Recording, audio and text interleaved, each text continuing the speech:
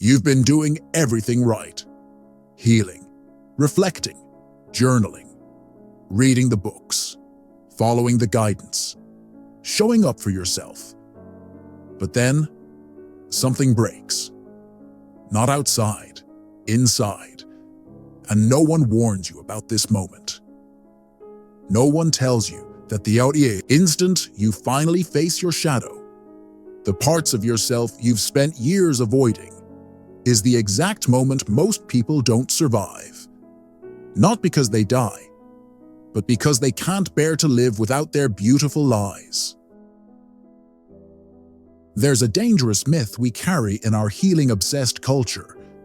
A myth so pervasive that it's become the foundation of an entire industry built around self-improvement. The myth that self-awareness always brings light. That facing yourself feels empowering. That the deeper you go into your psyche, the better and more enlightened you feel. That healing is linear. That progress feels good. That consciousness equals peace. But Carl Jung knew something different. Something that most therapists won't tell you. Most self-help books conveniently skip over. And most spiritual teachers are too afraid to address directly. He warned us in words that should be carved into every therapy office wall.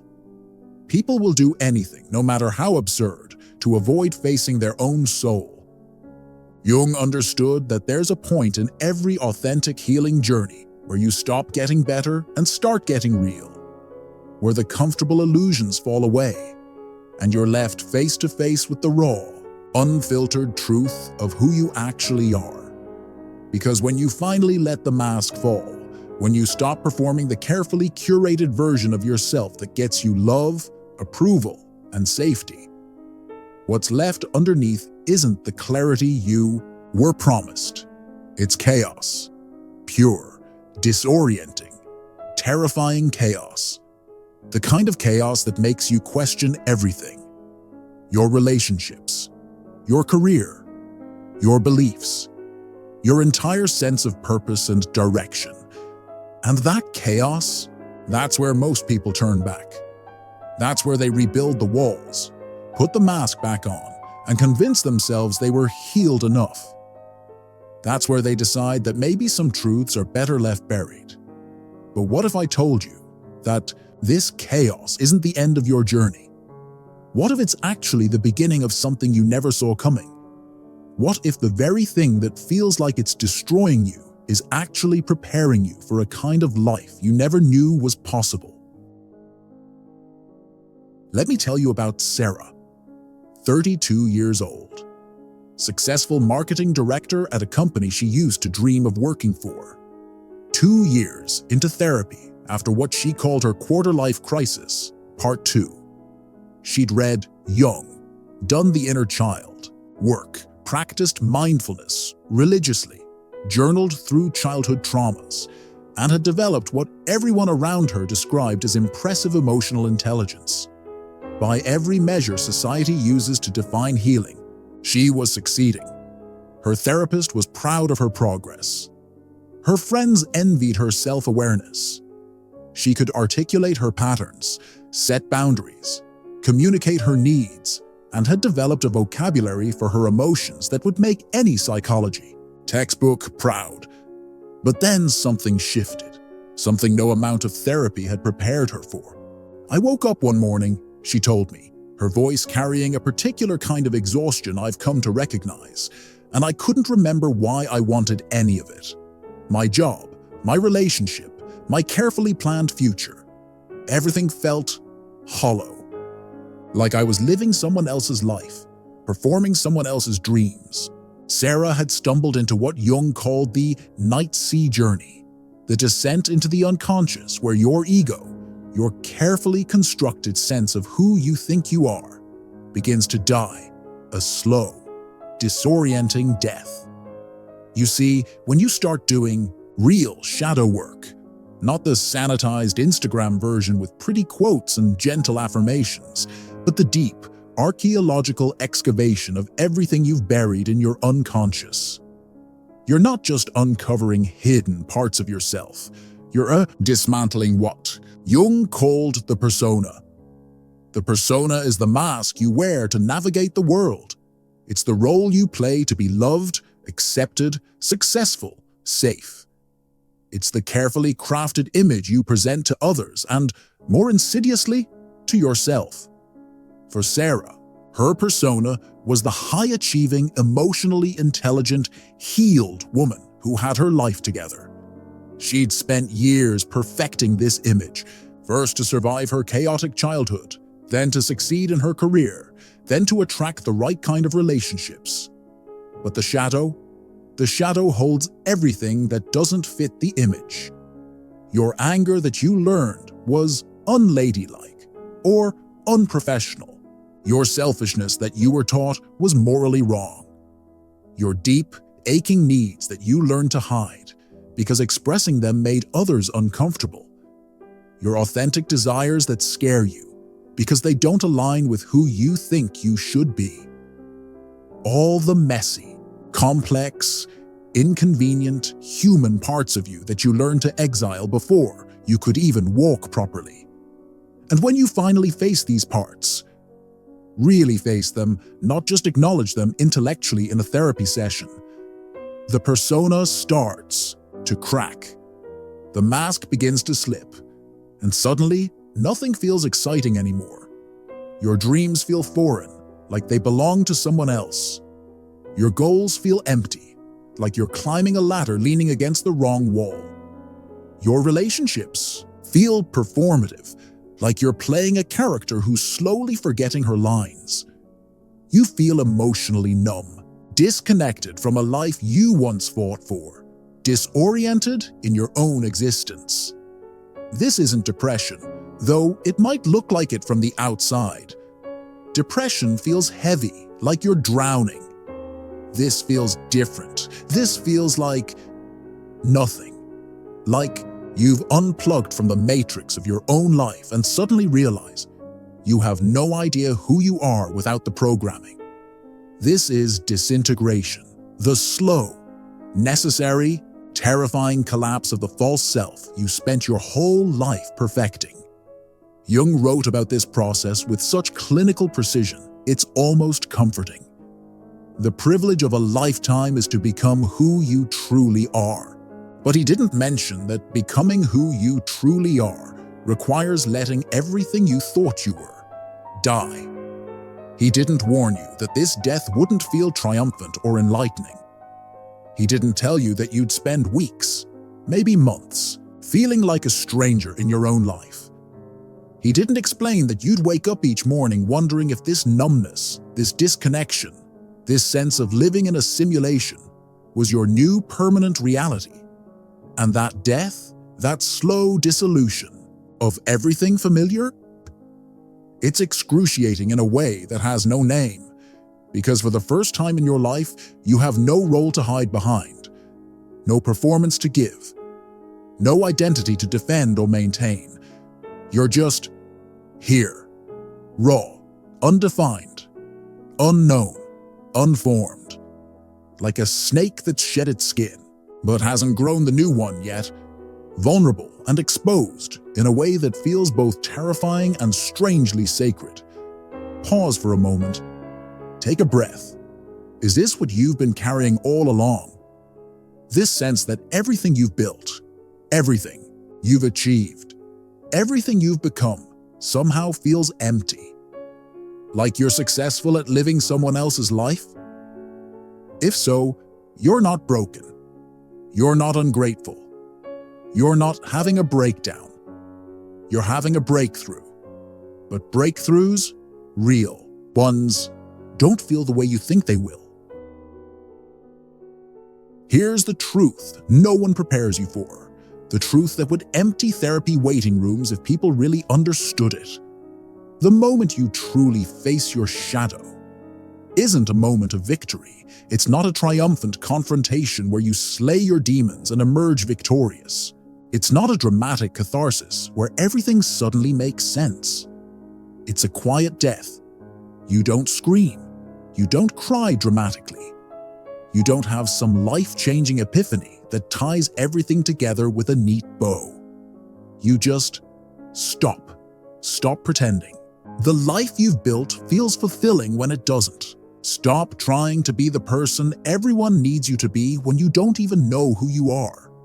Stop chasing the next achievement, the next relationship, the next experience, the next thing that might finally make you feel whole and alive and purposeful.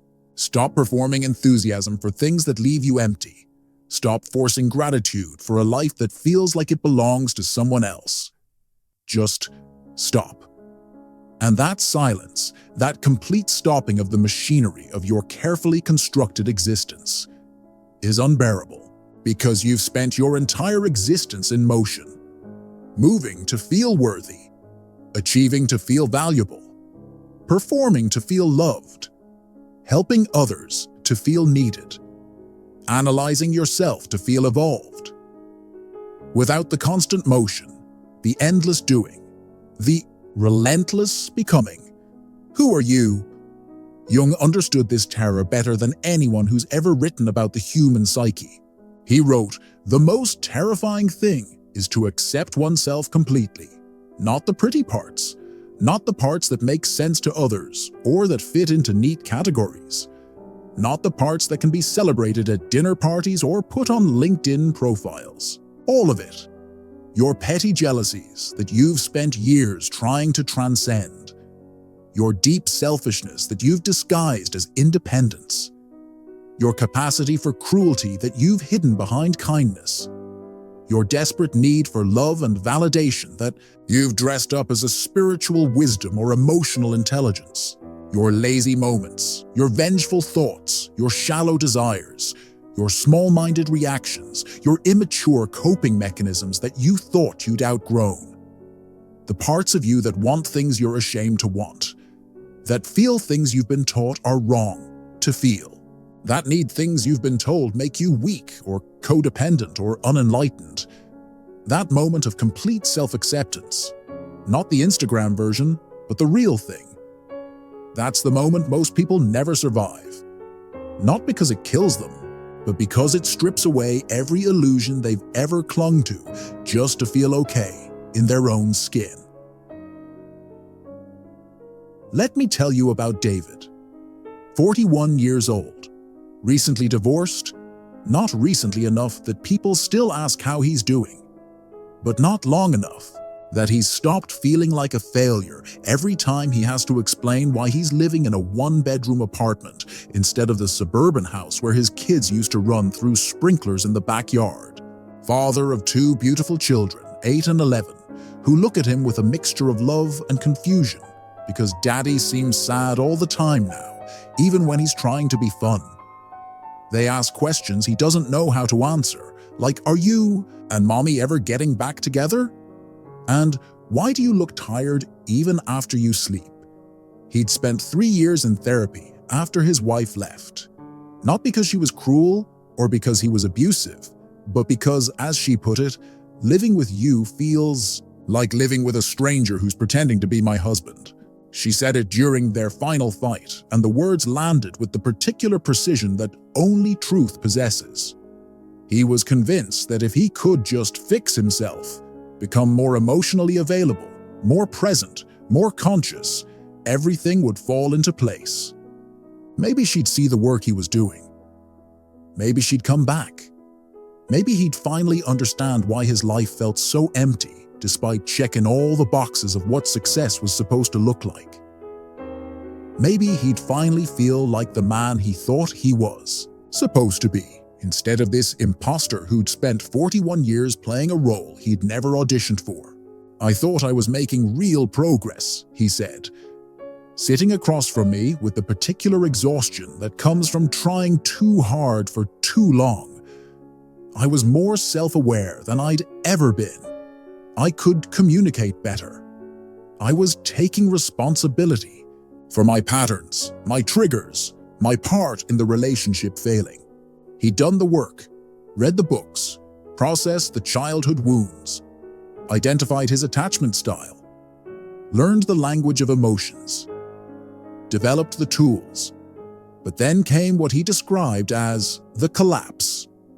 I was sitting in my apartment on a Tuesday night, He continued, his voice getting quieter in the way that voices do when they're approaching something that feels too big for words. After the kids had gone back to their moms, the place was too quiet. Not peaceful quiet, but the kind of quiet that makes you aware of your own heartbeat, your own breathing, the fact that you exist in space and time but have no idea why. I was supposed to be meal prepping for the week, staying on top of my routine, being the responsible, evolved man I'd worked so hard to become. I had my containers lined up on the counter, my grocery list optimized for nutrition and budget, my meditation app ready to guide me through 20 minutes of mindfulness before bed. But I just sat there on my couch. This couch I'd bought because it looked like what a successful single father should own. And I realized I had absolutely no idea who I was without trying to be someone. I wasn't angry or sad or frustrated. I was just empty. Like I'd been living my whole life as a character in a play. And someone had just told me the show was over, but no one had given me a script for what comes next. He paused, and in that pause was the weight of every person who has ever sat alone in their own life and wondered how they got there. The scariest part wasn't that I didn't know what I wanted. The scariest part was that I couldn't remember ever knowing what I wanted. Like I'd been following someone else's map for so long that I'd forgotten I was supposed to have a destination of my own. David had touched his shadow, not the safe, manageable parts he could work on in therapy sessions with clear action steps and measurable progress. The real shadow, the place where all his unlived life was waiting. All the parts of himself he'd sacrificed to be a good husband, a responsible father, a successful man, the artist he'd wanted to be before someone told him it wasn't practical, the traveler he'd dreamed of becoming before he settled down to do the right thing, the wild, passionate, spontaneous parts of himself that he'd buried so deep he'd forgotten they existed, the anger at having lived his entire life according to other people's expectations, the grief for the decades he'd spent trying to be someone he wasn't, the rage at realizing that all his healing had just been another way of trying to be a better version of the wrong person. And for the first time in his adult life, he had no idea how to move forward, no goal to work toward, no problem to solve, no next level of consciousness to achieve. Just the terrifying freedom of not knowing who he was or what he actually wanted. This is what Jung meant when he warned that shadow work isn't a destination. It's a dissolution. It's the necessary destruction of everything you thought you knew about yourself, so that something authentic can emerge from the ruins. If this part hits something in you, if you recognize yourself in Sarah's numbness or David's emptiness, keep going. The next few minutes might feel like looking in a mirror, but this mirror reflects something you've never seen before. Something true. But here's what nobody tells you about the breakdown. What the self-help industry conveniently omits from their before and after stories. It's not an ending. It's not a failure. It's not proof that you're broken, or that healing doesn't work, or that you're doing something wrong. It's a beginning you never saw coming. After the collapse of who you thought you were comes something Jung called the transcendent function, the mysterious, alchemical process by which opposing forces within you begin to merge into something entirely new. Something that was never possible when you were busy trying to be perfect. You don't rebuild your life after real shadow work. You receive it. Sarah, the marketing director I told you about, 6 months after her collapse, after what felt like the longest, most disorienting winter of her soul, she made a decision that shocked everyone who knew her. She left her 6-figure job, the job she'd worked for years to get, the job that defined her success, the job that paid for the therapy that had led her to this moment, to become a ceramics teacher. Everyone thought I was having a breakdown, she told me, laughing in a way that sounded like water after a long drought. My parents called it a quarter-life crisis. My friends staged what they called an intervention to talk sense into me. But for the first time in my life, I wasn't choosing based on who I should be, or what would look impressive, or what would make other people proud of me. I was choosing based on who I actually am, and it turns out I'm someone who finds profound meaning in teaching people to create beautiful things with their hands. I'm someone who values presence over productivity, connection over achievement, craft over career advancement. I never knew that about myself because I'd never stopped performing long enough to ask. This is the paradox of shadow integration that no one warns you about. You don't become a better version of yourself. You become a more complete version of yourself. And completeness includes everything you've been taught to reject, transcend, or fix about your human experience. Your anger stops being something to manage and becomes energy for healthy boundaries. Your selfishness stops being something to feel guilty about and becomes the foundation for authentic self-care. Your darkness stops being something to illuminate and becomes the depth that makes your light meaningful.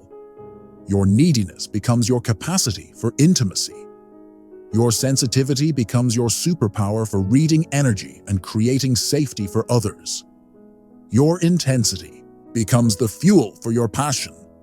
Jung called this process individuation, becoming who you truly are, separate from collective expectations, family conditioning, and inherited patterns that never belonged to you in the first place. But individuation requires something most people can't tolerate, something our connection-obsessed culture has taught us to fear more than death itself: the willingness to be misunderstood. Because when you stop performing the roles that make others comfortable, when you stop being the version of yourself that fits into neat categories and predictable patterns, you become an enigma. You can't be easily categorized, controlled, predicted, or manipulated. People who knew the old you might feel confused, even betrayed. They liked you better when you were struggling in familiar ways. When your pain was something they could understand and try to fix, your growth makes them uncomfortable because it reminds them of their own unlived possibilities. Your authenticity challenges their performance. Your peace threatens their chaos, but something ancient awakens in this space of misunderstanding, not confidence, which is always conditional and depends on external validation, but what Jung called the self, with a capital S. The self that existed before you learned to be ashamed of your needs. The self that knew who you were before the world told you who you should be. The self that doesn't need external validation because it's not based on external achievement or approval. The self that doesn't need to be understood because it's not performing for an audience. It simply is. David, the divorced father, he described the shift this way: I stopped trying to be the perfect co-parent and started being a real one. I stopped trying to prove I was a good man and started being an honest one. I started showing my kids that it's okay to not have everything. Figured out that adults are allowed to change their minds about what they want. That healing isn't about becoming someone different. It's about becoming yourself. My ex-wife actually said I was easier to be around because I wasn't working so hard anymore. I wasn't trying to prove anything or perform my evolution. I was just present. And apparently, presence is more attractive than perfection. This is the birth hidden inside the breakdown, the resurrection that can only happen after a real death. You begin to live without the exhausting need to be anything other than what you are in this moment. You make peace with being misunderstood because you're no longer abandoning yourself to be comprehensible to people who were never really seeing you anyway. You stop trying to heal your way out of being human and start embracing the full spectrum of what it means to be alive. Here's a question for you to sit with, not to answer immediately, but to let marinate in your consciousness. What would change in your life if you stopped trying to be good and started trying to be true? Write that down. Not the pretty answer that sounds evolved. The real one. The one that scares you a little. What if the version of yourself you've been trying to become isn't the goal? What if who you already are? Underneath all the trying is what the world has been waiting for. You didn't survive the shadow to become a better person. You survived to become a whole person. And wholeness, real wholeness, not the spiritual bypassing kind, isn't improvement. It's integration. It's the radical acceptance of your entire human experience without the constant need to fix, transcend, or spiritually evolve your way out of your own life. The real healing, the kind that actually changes things, isn't about eliminating what's difficult about being you. It's about accepting what's real about being you. That anxiety you've been trying to cure with meditation and therapy and supplements? It might be your intuition that's been silenced for so long it had to scream to be heard. That anger you've been ashamed of, that you've tried to transform into something more palatable? It might be the boundary-setting energy you've needed your entire life, the fierce protection your soul has been trying to offer you, that sadness that you've been rushing to process and release and transcend. It might be the appropriate response to a life lived disconnected from your true self, the grief that needs to be honored before anything authentic can grow, that restlessness you've been trying to meditate away. It might be your soul's way of telling you that you've outgrown a life that no longer fits, those weird, uncomfortable, inconvenient parts of your personality that you've been trying to fix. They might be the exact qualities the world needs from you. Jung said something that fundamentally changed how I understand human transformation. I am not what happened to me. I am what I choose to become. But he didn't mean choose to become something different, something better, something more acceptable. He meant choose to become something true. Choose to become yourself, without apology or explanation. The person you are right now, with your wounds that haven't healed perfectly, your patterns that haven't been completely resolved, your complex contradictions that don't fit into any self-help framework, isn't a rough draft waiting to be perfected. You're not a work in progress. You're not broken. You're not behind where you should be. You're the final version of a human being who's been trying to survive and thrive in a world that asked you to be everything except yourself. Now you can rest. Not because the pain is gone. Pain is part of being alive, part of caring deeply, part of remaining open in a world that can be beautiful and brutal sometimes in the same moment. But because you've stopped abandoning yourself to escape it, you've stopped trying to heal your way out of being human.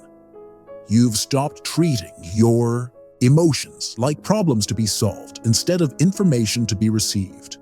You've stopped seeing your struggles as evidence of failure instead of evidence of growth. The shadow work is never finished because you're always growing, always encountering new situations that reveal parts of yourself you didn't know existed, always evolving into versions of yourself that require new levels of self-acceptance. There will be moments when you'll be tempted to put the mask back on, when being authentic feels too hard, too lonely, too misunderstood, when the old ways of being start to look appealing again, because at least they were familiar. There will be days when you'll wonder if all this inner work was worth it, if maybe it was easier to live unconsciously, if perhaps ignorance really was bliss. There will be people in your life who preferred the old you, the one who was predictable, manageable, who fit into their idea of who you should be. They might make you feel guilty for changing, make you question whether your growth is actually selfishness in disguise.